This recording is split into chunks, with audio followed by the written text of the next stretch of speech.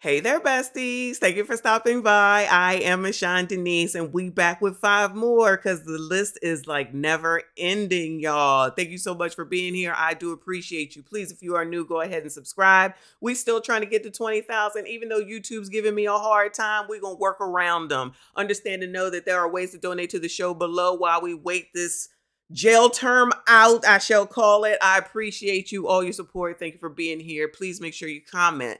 Number 5, Medicaid, health insurance for the poor. They titled this that way, y'all. I didn't say it, okay? I ain't got no problem with Medicaid at all. I think everyone should have health insurance because a health insurance bill can really do damage on you, period, point blank. That's everyone and anyone. For those with no medical insurance, Medicaid provides medical benefits to eligible families whose financial situation be characterized as low income or very low income. Medicaid isn't the same as Medicare. While Medicaid is for the poor, Medicare pays for medical services for people age 65 and older and the disabled. If you are a single mother who meets specific criteria, Medicaid may be the option you need to get the much needed medical care, even if you're unemployed. Y'all, I'm not adding this. This is how this reads here, y'all, okay? Federal poverty levels are used to determine eligibility for Medicaid, as well as the CHIPS Children's Health Insurance Program, which we are about to get to. Each state operates its own Medicaid program within federal guidelines, each with a different income level required to qualify for the same, higher in some and lower in others. Obviously, based on what state you live in, things probably in New York are going to be higher than it would be for even Pennsylvania.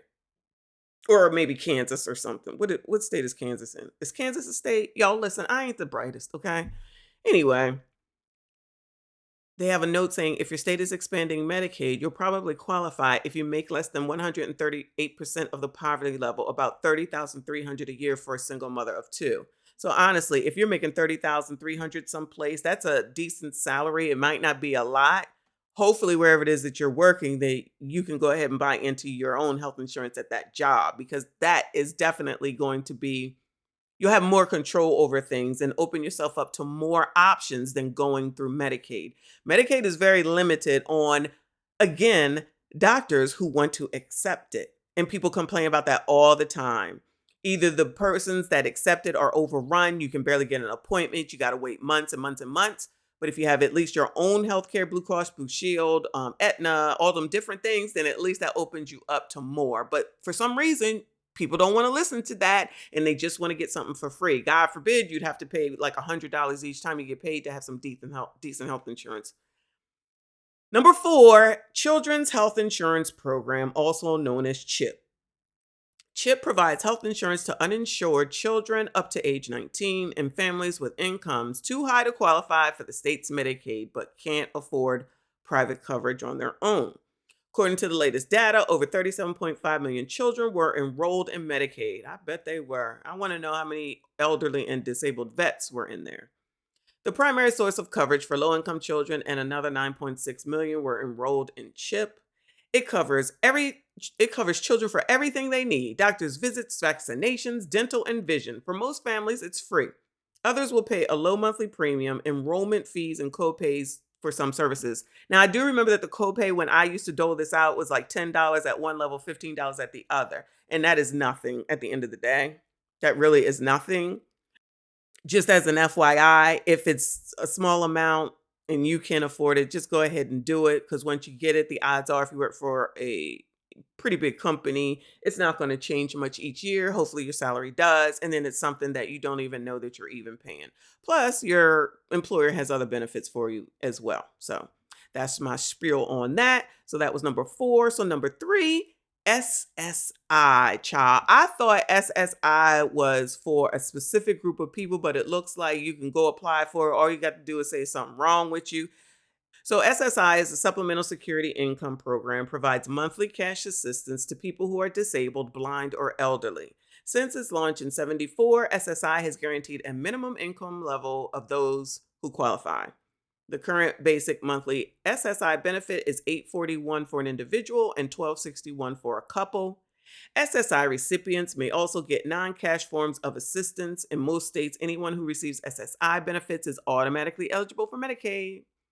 While the SSI is designed for a wide range of people like the blind or the elderly, the benefits also apply to children with disabilities whose parents have very little income or resources. It says for many single parents with a disabled child, SSI often represents their only source of income. Eligibility criteria are complicated and the application process can be time consuming. Okay. I'm not really sure, but I'll take their word for it. And then it gives the ways that you can apply. So number one for today is the Title X, the National Family Planning Program, child. I don't even know what this is.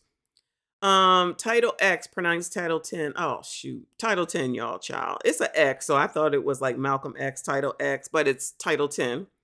Is the federal program dedicated solely to providing I sense a theme, low-income families with comprehensive family planning and related preventative health services. Oh, so they ain't using this. It provides funding to family planning clinics so that low-income women who do not have health insurance can get care at reduced rates or in some cases free. Services include but not limited to breast and pelvic exams, pap smears and other cancer screenings, HIV testing, pregnancy testing and counseling, and affordable birth control. For years, the Title X, along with Medicaid, has been an important source of primary health care for millions of women from low-income families. Now, listen, I'm not saying single women, single families, and low-income women. This is the article that's saying all this, y'all, okay? So Title X is out here, but I never heard of it before. So it's to help you, to prevent you from getting pregnant. I'm going to need y'all to scream this from the rafters, okay? Because we know most of these people do not want these daggone kids, and it's the kids that suffer. So spread the word on that, child. Anyway, that's it. That's all. If you made it this far, I do appreciate you. Please consider subscribing. I will see you all in the next one. Give us some money to go. If they prepare, give us some relocators, then I would move tonight.